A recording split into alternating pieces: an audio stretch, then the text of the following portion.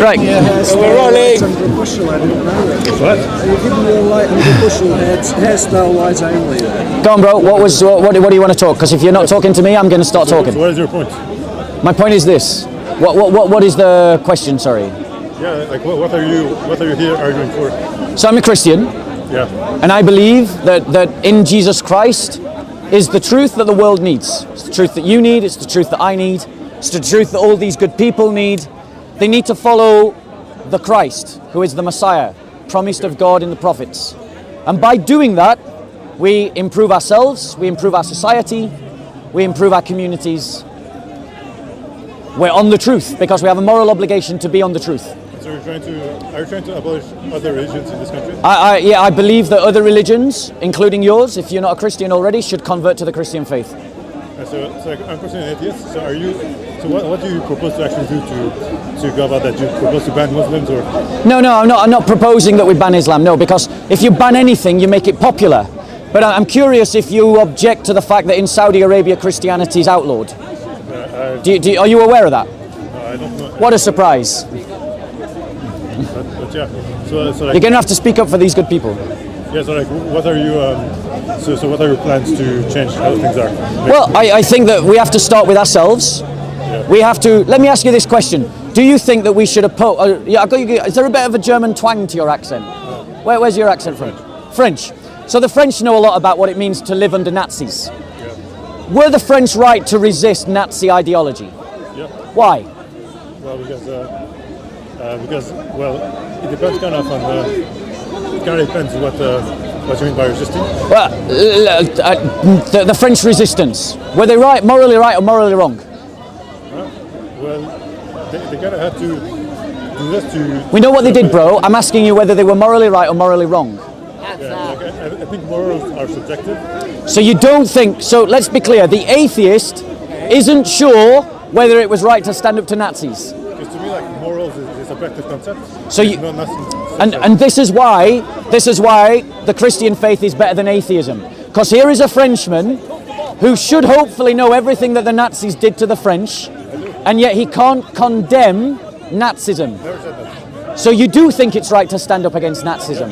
So there is a morality. No, I mean, I don't have like a morality. I don't think it's right. I don't think it's wrong. I think it's neutral. So why do you think it? Can you not hear the contradiction in what you're saying? You're saying in one breath that it's right to stand up to Nazis, but you're saying in the second breath that it's not morally right. So is it right or is it wrong? What I'm saying is that there are no morals. There's no such thing as right or wrong. So is it right or wrong to stand up to Nazis? Neither. Neither. So you're unsure about whether we should stand up to Nazism. No, but I'm saying there's no morals. So you're saying that you are sure. No, I'm saying that morals is a subjective concept, so there's no such thing as objective. I don't know about anyone else, but I'm still waiting for an answer. Is it right to stand up against Nazis? No. That's the problem with atheism. Now, as a Christian, let me show you why Christianity is better. Because here you are, someone who's trying to work, by the way, consistently. I applaud you for your consistency. You're much more consistent than a lot of other atheists in the park. But here is an atheist who couldn't say that it was wrong to stand up to Nazism. But as a Christian, I can say that it is wrong to stand up, it is right to stand against Nazism. Why?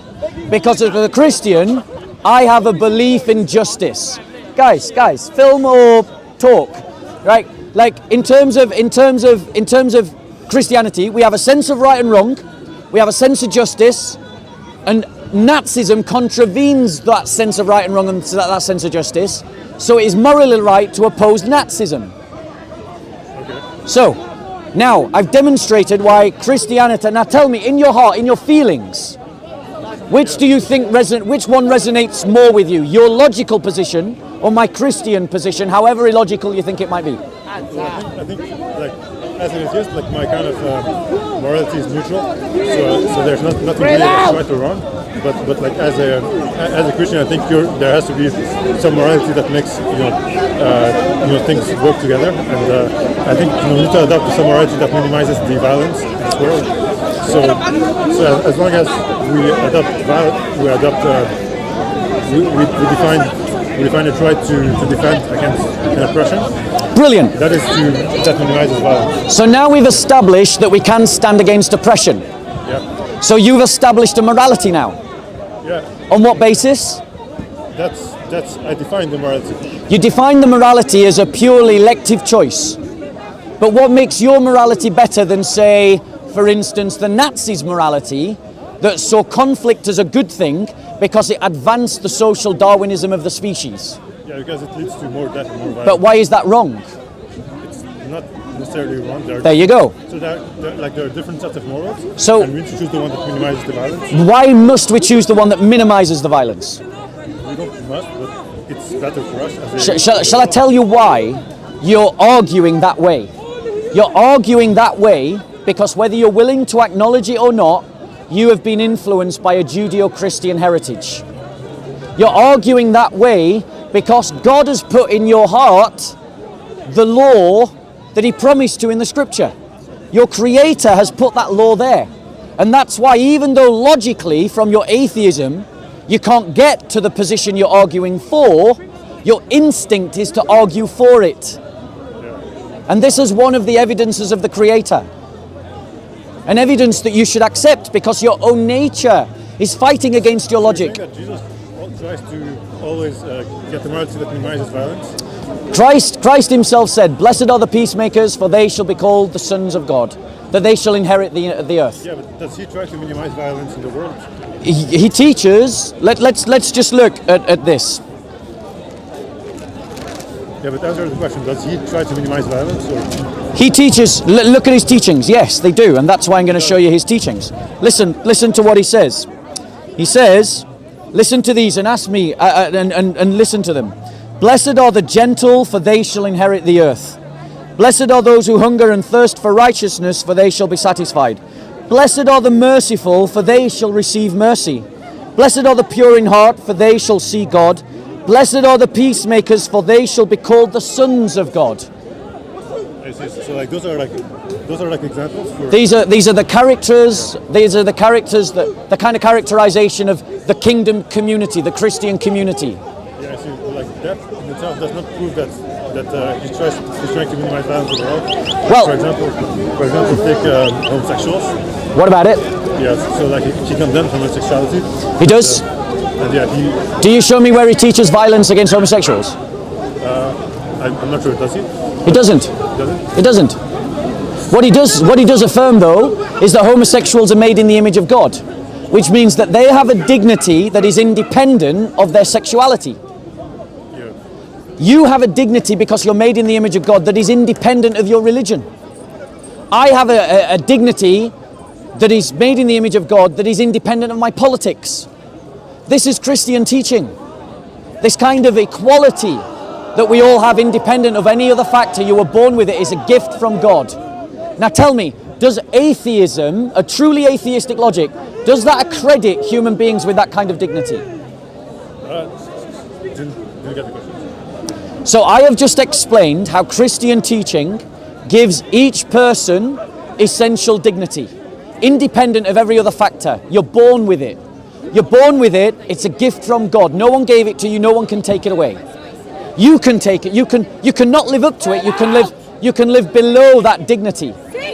Yeah? But from atheism, from a truly atheistic point of view, can you affirm my dignity? Like dignity, well, it's up to you if you want to be it. Dignity is the sense that there is something intrinsically beautiful and noble about you that should not be trespassed unless there is a good reason to do so. Yeah, well, I affirm your dignity. Based on what? Based on what? Because in a way I'm trying to minimize violence in the world, and if you give to each person an infinite value. So you're not basing it on anything then? What are you basing it on? So I think dignity. So like if the goal is to eventually minimize violence on this planet, then giving you dignity and giving each person dignity. But you haven't answered my question. You've said that you affirm that I have dignity, but you haven't explained why I have dignity.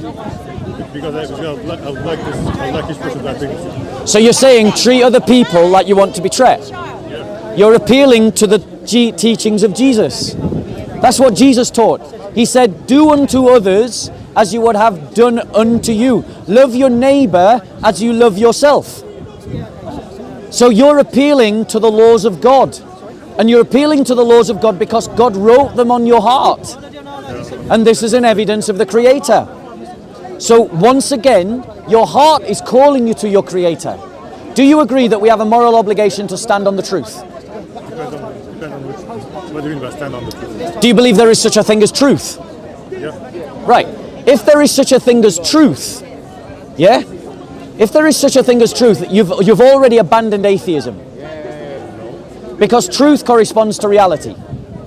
And atheism denies the concept of truth. Because if atheism is true, we are nothing but the random chance correlation of atoms that have come together by pure chaos. Let me tell you what atheism is, that you are not convinced of any religion. I know what atheism teaches. But it doesn't mean that I know for sure that God doesn't exist. It means that I think there's a possibility that the Christian God exists, and there's a possibility that doesn't. But I don't have an argument that convinces me that. So you're an agnostic? Have you moved from being atheist to agnostic now? So I don't know that's the definition, but yeah. That's, agnostic means I'm not sure. Yeah. Atheist is I'm sure. Atheists are sure that God doesn't exist, and agnostic is I'm not sure. As in, I only believe what is objectively true. Brilliant. So do I. So, since we both believe in objective truth, let me give you an evidence. Let me give you an argument for the evidence of God. You're getting wound up, aren't you? He's like, he's wanting to burst in. The Platonist wants to jump in. So let me ask you this question. Would you agree that mathematics is a language by which we describe reality in physics? So mathematics, like the way it works is that we have some definitions, and then on top of that we build theories. Mathematics is a language of description. Do you agree? Sure. Do you agree that languages emerge from intelligence? Right. Are you aware that in physics we are discovering mathematics as opposed to using mathematics to explain the physics? Let me give you an example. The theories of Einstein, general relativity and special relativity. They posit physical objects. At the time that Einstein wrote those theories, they posited physical objects that we had no observation of. We then later observed them, which means that the maths was ahead of the observation, which means that the maths we were tapping into a code that was describing creation, long before we observed it. Yeah, that's because we Einstein established a model, and then which was in consistency with observation. Brilliant. No, he tapped into a code that we were discovering in reality. Let those words settle in for you. Einstein tapped into a code that we discovered in reality. Not that he used a code to describe reality. Now, if he tapped into a code that we discovered in reality, then that means that there is a code in reality. Can you tell me of a code without a code giver? I don't see what you mean by code. A code is a mathematical code, like 0 and 1, like binary code. Yeah. That's what I mean by code. Okay. A language. We have discovered a language in creation. We've discovered a language in creation that we're tapping into. And the maths is ahead of the science. The maths is ahead of the observation. I wouldn't say you discovered it. Prove it. Okay, you're saying we didn't discover it. So Explain to me then, if we aren't discovering the code in creation, explain to me how we had mathematical models that were ahead of the observations of reality. yeah, sure. That's true. We had mathematical models that were able to predict what's going on in reality. So we accept there was a code. Because we make logical inferences based upon observation and a theory that we made out of. But that code, sir, mathematics and numbers are independent of creation. Are you aware of that? Have you ever studied math, the philosophy of maths? Do you know about negative numbers? Do you know about the imaginary numbers? There's models of maths that are independent of reality. Yeah, right. There are models of mathematics that were independent of reality, that then we observe something and then someone pointed out, oh, hold on, we've got a mathematical formula that explains that. Like Einstein's theory. So the point is, we aren't inventing the maths to describe reality. The maths is already in reality. We've just tapped into the code.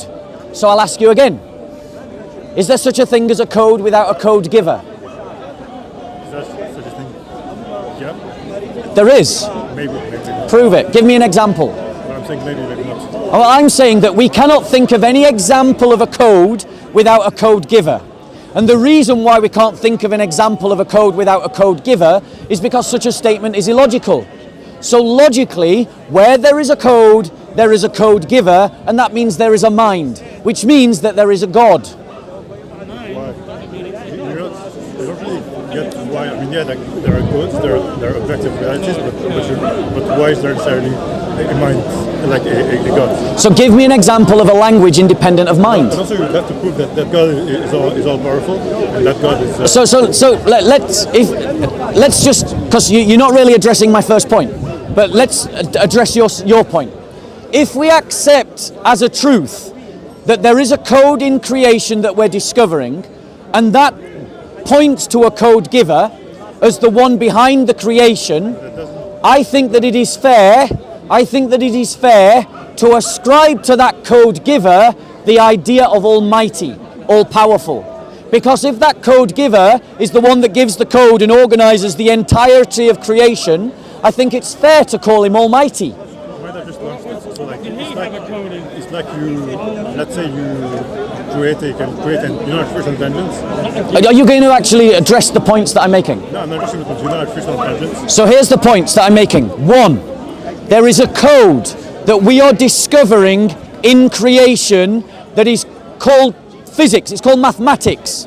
There's mathematical codes that we are finding in creation. We have mathematical models that are independent of observation.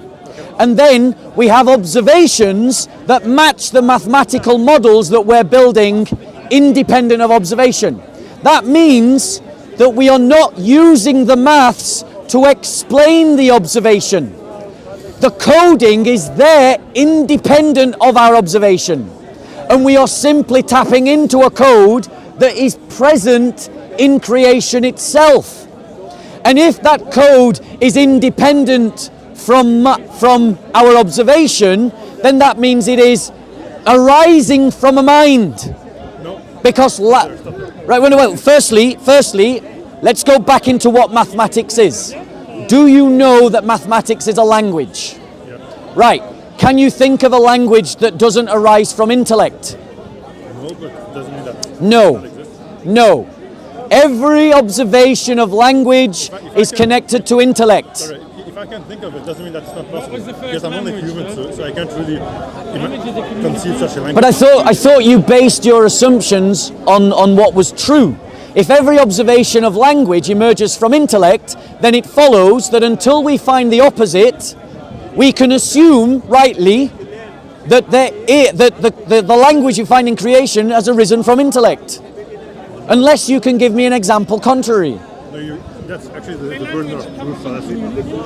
You just assume something's true. No, I'm using the burden of proof established by Francis Bacon. The idea that individual observations amount up to a summary conclusion. Every observation of language that we have arises from intellect. Why would we change that rule just because we don't want to believe in a God? That's ultimately what's happening with you, bro.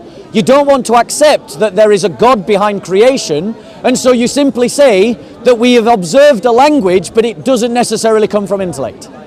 Like, how do you define God? Do you define it as some... how do you define it? How do I define God? Someone that stands outside of creation, that is all-powerful, that has mind, that is outside of space and time, and is non-material, whose being is not contingent, that it's a necessary being. Those are my definitions. Okay, question. You said How do you know there's not multiple gods? Let me finish with him and then you can come in. How do you know there's not multiple gods? Sorry? How do you know there's no multiple gods? I don't, from my argument. But let me ask you this question. I'm willing to concede there may be multiple gods because of the observation. Are you willing to concede that there's any God at all for the same observations? Like the all-powerful, I'm not convinced. Why would you? I'm willing to concede. No, hold on. I think it's fair to describe this God or gods as all-powerful because in terms of our very definition of power, it is all the material and energy in the universe. And if they are behind all the material and energy of the universe, I think it's fair to describe them as all-powerful. But I'll come back to my question that you jumped around. Here's my question. I am willing to concede there may be multiple gods. Are you willing to concede for the same observations that there may be a God at all? Right, great. So now you're a step closer to truth. Yeah, I've always been taking this position. I think that there may be a God. Right, but I'm saying to you that we have a sufficient reason to conclude a divine originator. Sure, like it could have been an originator that created logics and created the planet, but it doesn't really have the power to influence everything. Right, well now you're just arguing about the definition of God, bro. And fine, we can have that argument. But firstly, do you accept that there is a God? You're telling me to accept something, but the definition is not clear. So Well, whatever definition you want to use, do you accept that there is a God? Yes. Congratulations, you just took a step closer to truth. I just said that there may be a God. No. I'm not asking you there may be. I'm asking you, do you accept that there is a God? For some unknown definition. What?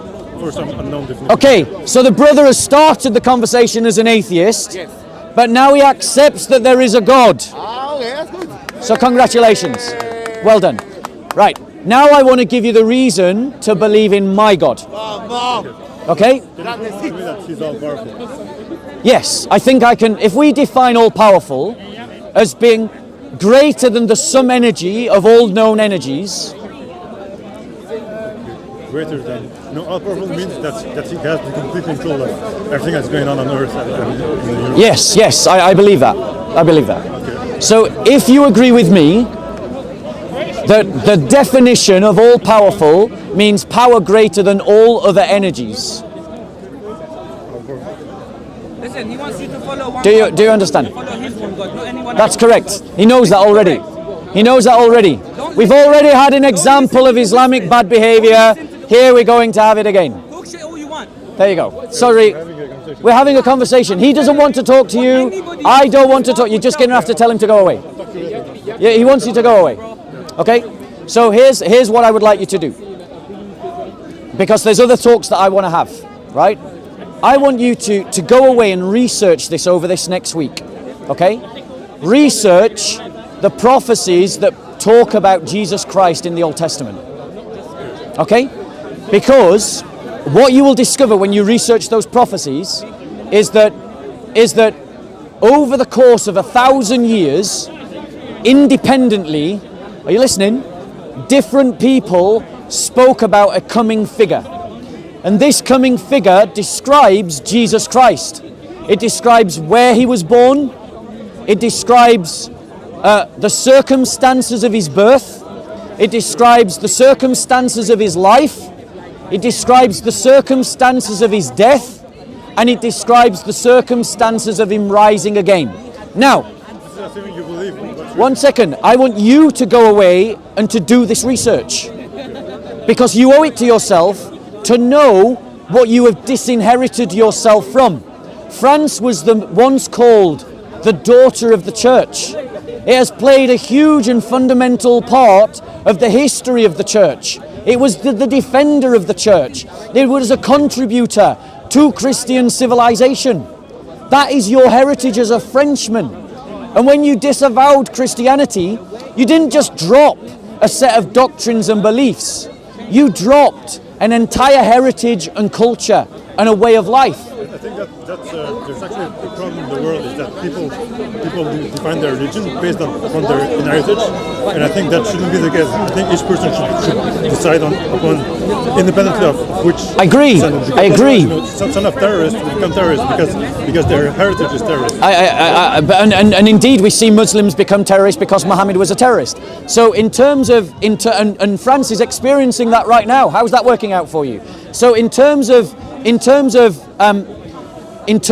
religion, you need to look, and I seriously want you to do this. Please look at the prophecies talking about Christ, and ask yourself, how over this great span of history did these people come together to describe one singular life?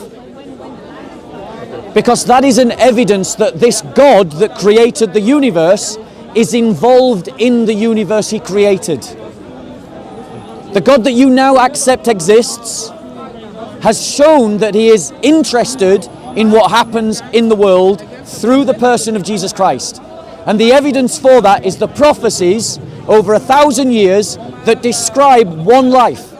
Bearing in mind, bro, a person can't control where he's born, how he's born, or how he dies. It's assuming you take as granted that the books are true. So come back to me if you're going to make the argument, sir, that these books are not true. You have to show me how the books of the Old Testament are not describing Jesus' life, or you have to show me how the New Testament is false. So bring your evidence. Show to me that the gospel stories are a lie. If you haven't got that evidence, then deal with the evidence that's in front of you, which is that Jesus Christ is the prophesied Messiah of the Old Testament. And that's where we started our conversation. When you asked me, what do I stand for? I stand for people like you coming to the knowledge of the Jewish Messiah, Jesus Christ, building your life on him, because when you do so, you won't follow the religion that is killing Frenchmen, you will follow the religion that defended France from those very armies. God bless you.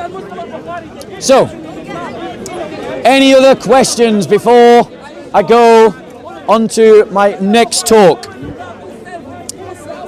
So the kind of conversations I wanted to have today, I didn't manage to have. Have you become a Christian yet, bro? Have you become a Christian bit, bro? About the Ancient of Days. Yeah, brilliant. Let him do it. Well, unfortunately, okay, so let me ask you a question. Are you happy to have him off camera while he talks? Yeah, so you believe that Allah is one. One what?